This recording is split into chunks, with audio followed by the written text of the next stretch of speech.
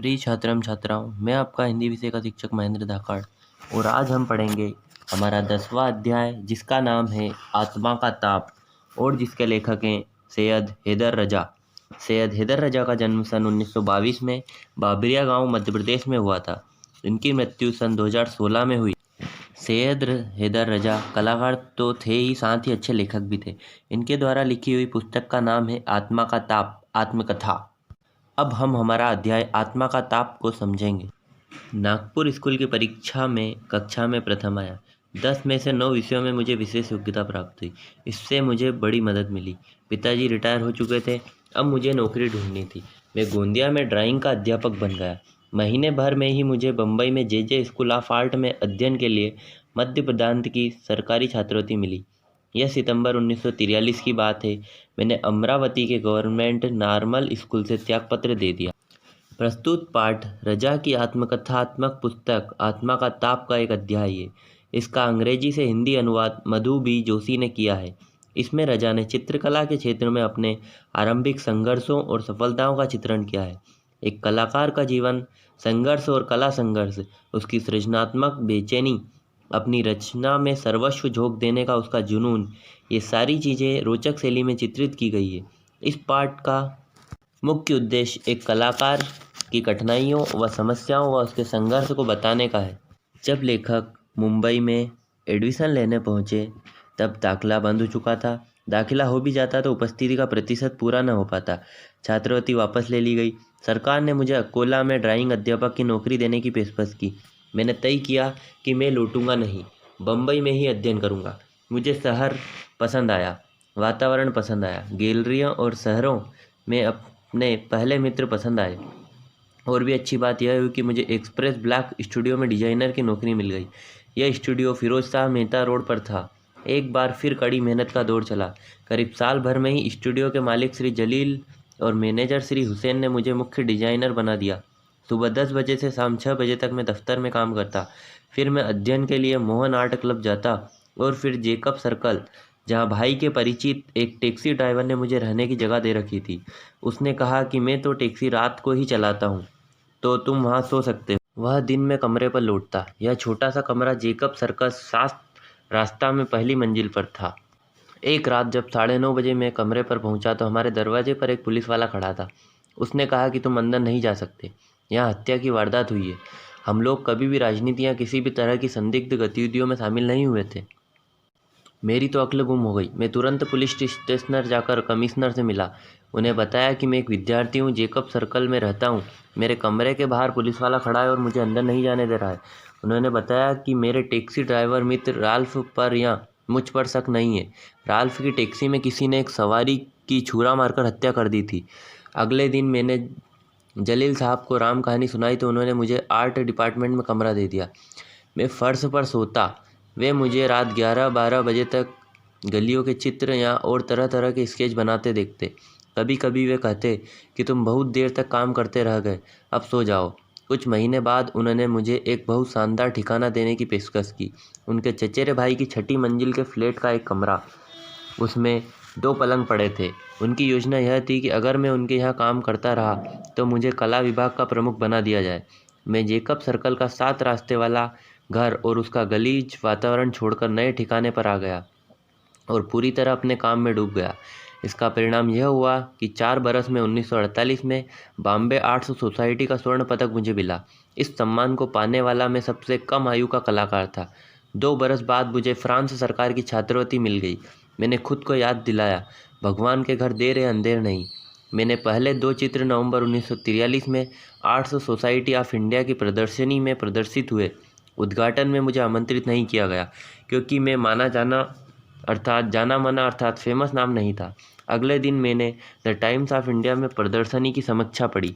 कला समीक्षक रुडॉल्फ वान लेडेन ने मेरे चित्रों की काफ़ी तारीफ की थी। उसका पहला वाक्य मुझे आज भी याद है, इनमें से कई चित्र पहले भी प्रदर्शित हो चुके हैं और नयों में कोई नई प्रतिभा नहीं दिखी। हाँ, एस.एच. रजा के नाम के छात्र के 1-2 जल रंग लुभावने हैं। उनमें संयोजन और रंगों के दक्ष प्रयोग की ज़बरदस्त समझदारी दिखती है। दोनों चित्र 40-40 रुपये में बिक गए। एक्सप्रेस ब्लॉक स्टूडियोज में 8-10 घंटा रोज काम करने के बाद भी महीने भर में मुझे इतने रुपए नहीं मिल पाते थे। वेनिस अकादमी के प्रोफेसर वाल्टर लेंगहैमर से भेंट हुई तो उन्होंने जर्मन उच्चारण वाली अंग्रेजी में कहा, I loved your stuff mister Razza. Raza साहब, मुझे आपका काम पसंद आया। रुडॉल्फ वान लेडेन भी कृपा बनाए रखते थे। इसके बाद वीना के एक कला संग्राहक एमेनुएल सेलेंसिंगर मेरे काम के प्रशंसक बने। यह मेरी बहुमूल्य उपलब्धि थी। समय के साथ साथ चीज़ें होती चली गई। प्रोफेसर लेंगहैमर ने काम करने के लिए अपना स्टूडियो दे दिया। Way the times of India में आर्ट डायरेक्टर थे। मैं दिन में उनके स्टूडियो में चित्र बनाता, शाम को चित्र उन्हें दिखाता तो वे बारीकी से उनका विश्लेषण करते। मेरे काम में उनकी रुचि बढ़ती गई, मेरा काम निखरता गया। वे मेरे चित्र खरीदने लगे और आखिर मेरे लिए नौकरी छोड़कर कला के अध्ययन में जुट पाना संभव हो सका। 1947 में मैं जे स्कूल ऑफ आर्ट का नियमित छात्र बन गया, क्योंकि अब मैं नौकरी किए बिना भी अपनी फीस और रहने का खर्चा उठा सकता था। भले ही 1947 और 48 में महत्वपूर्ण घटनाएं घटी हो मेरे लिए, वे कठिन बरस थे। पहले तो कल्याण वाले घर में मेरे पास रहते हुए माँ का देहांत हो गया। पिताजी मेरे पास ही थे, वे मंडला लौट गए। मई 1948 में वे भी नहीं रहे। विभाजन की त्रासदी के बावजूद भारत स्वतंत्र था, उत्साह था, उदासी भी थी। जीवन पर अचानक जिम्मेदारियों का बोझ आ पड़ा। हम युवा थे, मैं 25 बरस का था। लेखकों, कवियों, चित्रकारों की संगत थी। हमें लगता था कि हम पहाड़ हिला सकते हैं और सभी अपने अपने क्षेत्रों में अपने माध्यम से सामर्थ्य भर बढ़िया काम करने में जुट गए। सन 1947 व 48 के वर्ष बहुत कठिन थे। लेखक ने सन 1948 ईस्वी में श्रीनगर जाकर चित्र बनाए। तभी कश्मीर पर कबायली हमला हुआ।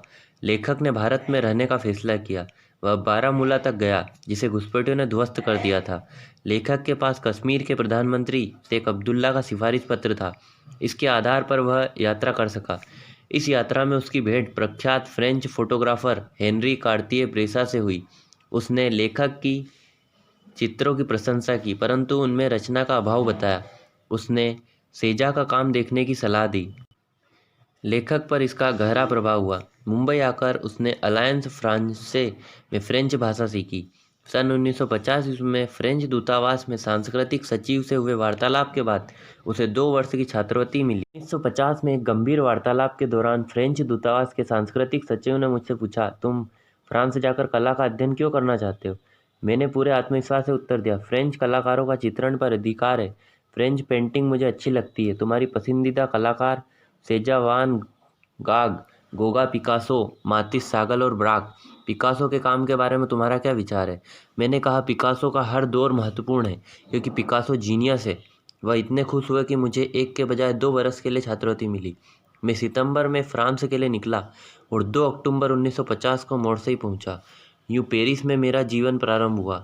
बम्बई में रहते एक ऊर्जा थी, काम करने की इच्छा थी। आत्मा को चढ़ा यह ताप लोगों को दिखाई देता था। अपने यहाँ जबरदस्त उतारता थी। कोई काम करने का इच्छुक हो तो लोग सहायता को तैयार रहते थे। मैं अपने कुटुंब के युवा लोगों से कहता रहता हूँ कि तुम्हें सब कुछ मिल सकता है, बस तुम्हें मेहनत करनी होगी। चित्रकला व्यवसाय नहीं, अंतरात्मा की पुकार है। इसे अपना सर्वस्व देकर ही कुछ ठोस परिणाम मिल पाते हैं। केवल जहरा जाफरी को कार्य करने की ऐसी लगन मिली। वह पूरे समर्पण से दमोह शहर के आसपास के ग्रामीणों के साथ काम करती है।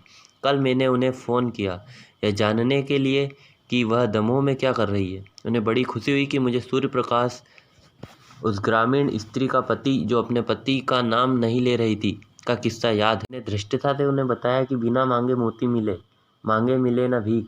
मेरे मन में शायद युवा मित्रों को यह संदेश देने की कामना है कि कुछ घटने के इंतजार में हाथ पर हाथ धरे ना बैठे रहो, खुद कुछ करो। जरा देखिए, अच्छे खासे संपन्न परिवारों के बच्चे काम नहीं कर रहे हैं, जबकि उनमें तमाम संभावनाएं हैं, और यहाँ हम बेचैनी से भरे काम किए जाते हैं। मैं बुखार से छटपटाता सा अपनी आत्मा, अपने चित्त को संतप्त किए रहता हूँ। मैं कुछ ऐसी बात कर रहा हूँ जिसमें खामी लगती है। यह बहुत गजब की बात नहीं है, लेकिन मुझ में काम करने का संकल्प है। भगवत गीता कहती है, जीवन में जो कुछ भी है तनाव के कारण है। बचपन जीवन का पहला चरण एक जागृति है, लेकिन मेरे जीवन का बम्बई वाला दौर भी जागृति का चरण ही था। कई निजी मसले थे जिन्हें सुलझाना था, मुझे आजीविका कमानी थी। मैं कहूँगा कि पैसा कमाना महत्वपूर्ण होता है, वैसे अंततः वह महत्वपूर्ण नहीं होता। उत्तरदायित्व होते हैं, किराया देना होता है, फीस देनी होती है, अध्ययन करना होता है, काम करना होता है। कुल मिलाकर स्थिति खासी जटिल थी। मेरे माता पिता के न रहने और राष्ट्रपिता महात्मा गांधी को खो देने से जटिलता और बढ़ी। अर्थात लेखक ने बताया है कि उत्तरदायित्व पूरे करने के लिए पैसा जरूरी है, परंतु अंततः वह महत्वपूर्ण नहीं होता है। इस प्रकार हमारा यह अध्याय समाप्त होता है।